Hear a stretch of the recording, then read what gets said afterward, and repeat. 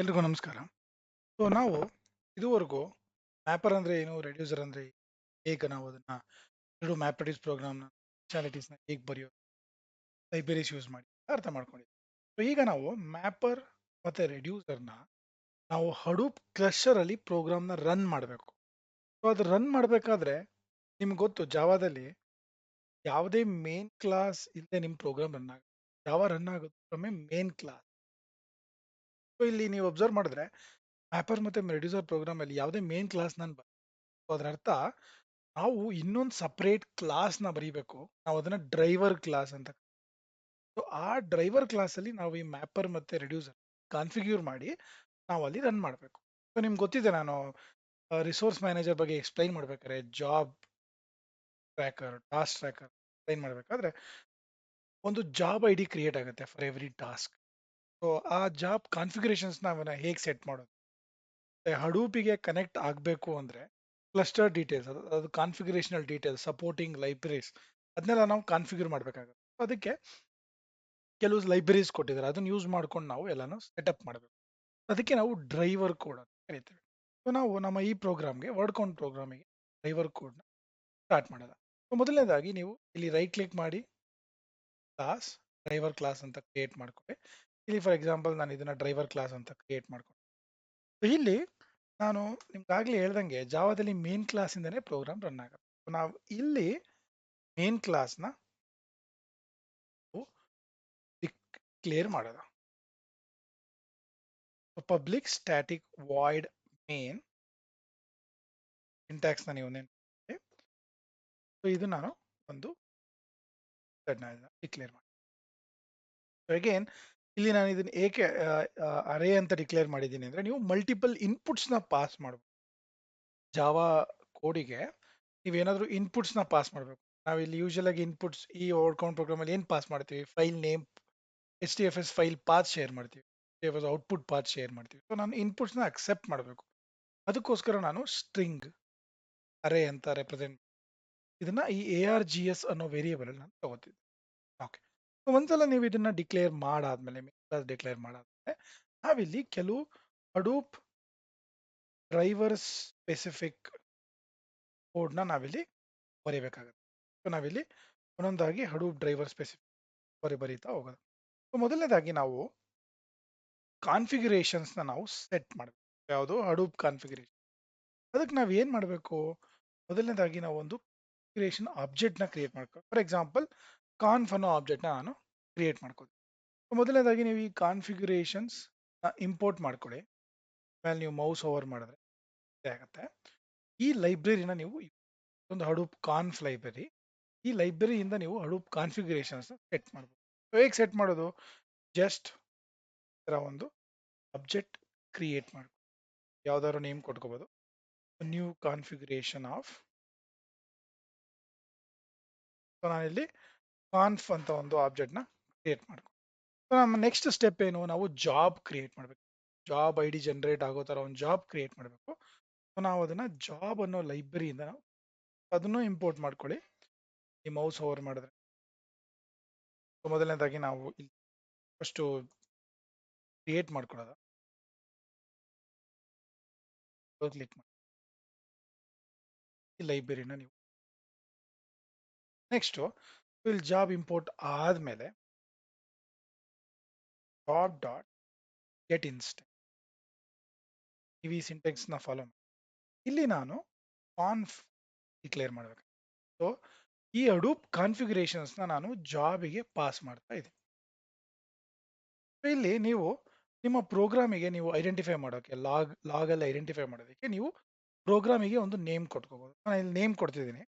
For example ನಾವು word count practice ಅಂತ, word count micro degree name ಕೊಟ್ಕೊಳ್ಳಿ. So ಇದನ್ನ ನೀವು ಜಾಬ್ ಡಿಕ್ಲೇರ್ ಮಾಡಾದ್ಮೇಲೆ ನೆಕ್ಸ್ಟ್ ನೀವು ಏನ್ ಮಾಡ್ತೀರಾ, ಇಲ್ಲಿಂದ ಕೆಳಗಡೆ ನೀವು ಈ ಸ್ಪೆಸಿಫಿಕ್ ಟು ಜಾಬ್ ಎಲ್ಲ ಪ್ಯಾರಾಮೀಟರ್ಸ್ನ ಹೋಗ್ತೀರಾ. ಸೊ ನೀವು ಇಲ್ಲಿ add declare close declare add ಮಾಡಿ. ನೆಕ್ಸ್ಟ್ ಅಬ್ಸರ್ವ್ ಮಾಡಿ, ಮೊದಲನೇದಾಗಿ ನಾನು ಸ್ಪೆಸಿಫಿಕ್ ಟು ದಿಸ್ ಇಲ್ಲಿ ನೋಡಿ, ಈ ಜಾಬ್ ಅನ್ನೋ ಸ್ಪೆಸಿಫಿಕ್ ಆಬ್ಜೆಕ್ಟ್ಗೆ ನಾನು ಈ ಮೆಥಡ್ಸ್ನ ಡಿಕ್ಲೇರ್ ಮಾಡ್ತಾ ನಿಮ್ಗೆ ಇಲ್ಲಿ ಕಾಣುತ್ತೆ. ಈ ಜಾಬ್ ಅಲ್ಲಿ ಇಷ್ಟೆಲ್ಲ ಮೆಥಡ್ಸ್ನ ಹಡೂಪ್ ಅವರು ಹಡೂಪ್ ಲೈಬ್ರರಿ ನಮಗೆ ಪ್ರೊವೈಡ್ ಮಾಡ್ತಾರೆ. ಸೊ ಈ ಲೈಬ್ರರೀಸ್ ಯೂಸ್ ಮಾಡ್ಕೊಂಡು ನಾನು ನನ್ನ ಮ್ಯಾಪರ್, ರೆಡ್ಯೂಸರ್, ಇನ್ಪುಟ್ ಸೆಟ್ ಮಾಡ್ತಾ ಹೋಗ್ಬೇಕು. ಮೊದಲನೇದಾಗಿ ನೀವು ಇಲ್ಲಿ ಸೆಟ್ ಅಂತ ಟೈಪ್ ಮಾಡಿದ್ರೆ ಸೆಟ್ ಜಾರ್ ಬೈ ಈ ಮೆಥಡ್ ಅನ್ನು ನೀವು ಯೂಸ್ ಮಾಡ್ಕೊಂಡು ಏನ್ ಮಾಡಬೇಕು, ನಿಮ್ಮ ಡ್ರೈವರ್ ಪ್ರೋಗ್ರಾಮಿನ ಕ್ಲಾಸ್ ನೇಮ್ನ ನೀವು ಡಿಫೈನ್ ಮಾಡಬೇಕು. ಜೊತೆಗೆ ನೀವು ಡಾಟ್ ಕ್ಲಾಸ್ ಅನ್ನೋ ಎಕ್ಸ್ಟೆನ್ಷನ್ ಇಂದ ನೀವು ಅದನ್ನ ಆಡ್ ಮಾಡಬೇಕು. So set jar by class ನಿಮ್ಮ ಕರೆಂಟ್ ಡ್ರೈವರ್ನ ಕ್ಲಾಸ್ ನೇಮ್. ಅದೇ ತರ job dot set mapper class ಯಾವುದು ಅಂತ ಸೆಟ್ ಮಾಡಬೇಕಾಗತ್ತೆ. ಇಲ್ಲಿ ನೋಡಿ set job dot mapper class. So ನಿಮ್ಮ ಮ್ಯಾಪರ್ ಕ್ಲಾಸ್ ಯಾವುದು? Class name that is word count under word count dot class. ಅದೇ ತರ ನೀವೇನ್ ಮಾಡಬೇಕು, ರೆಡ್ಯೂಸರ್ ಟಾಸ್ಕ್ನು ಸೆಟ್ ಮಾಡಬೇಕು. ಸೆಟ್ ರೆಡ್ಯೂಸರ್ ಕಾಪಿ ಮಾಡ್ಕೊ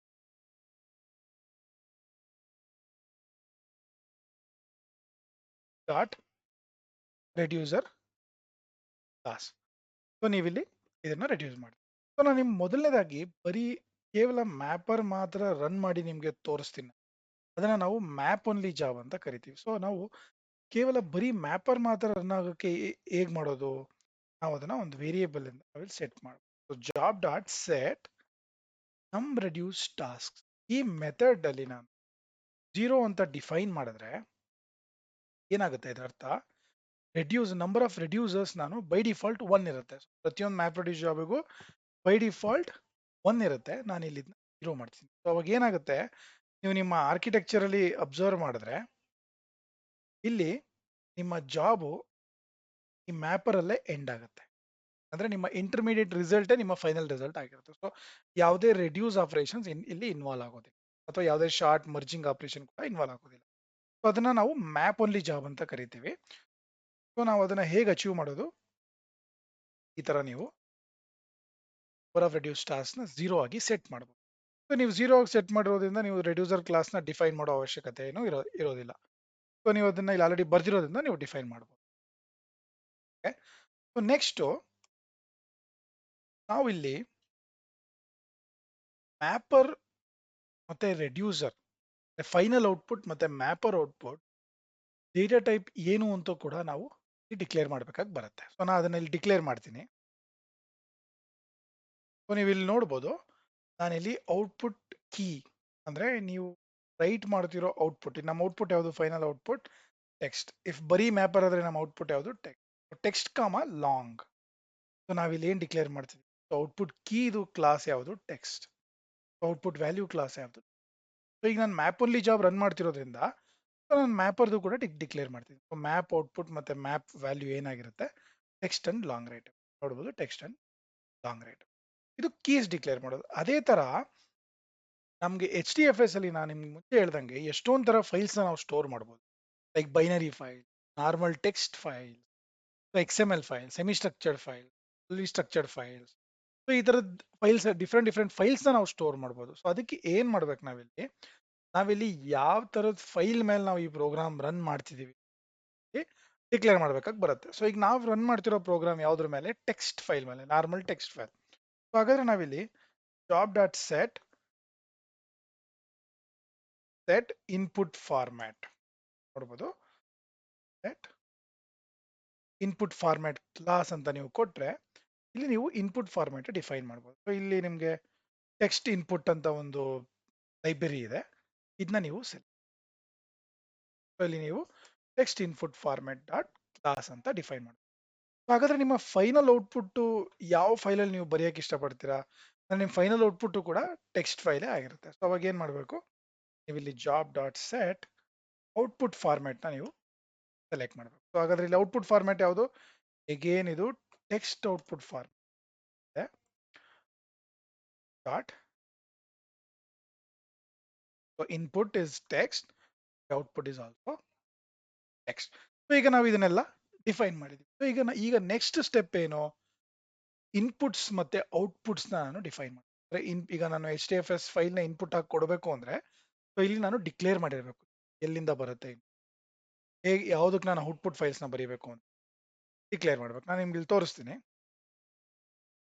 ನೀವು ಇಲ್ಲಿ ಅಬ್ಸರ್ವ್ ಮಾಡ್ಬೋದು, ನಾವು ಇನ್ಪುಟ್ಸ್ನ ಡಿಕ್ಲೇರ್ ಮಾಡೋದಕ್ಕೆ ಈ ತರ ಸಿಂಟ್ಯಾಕ್ಸ್ನ ನಾವು ಇಲ್ಲೂ ಕೂಡ file input format dot add input path job object ಇಲ್ಲಿ ನೀವು ಮಾಡಬೇಕು.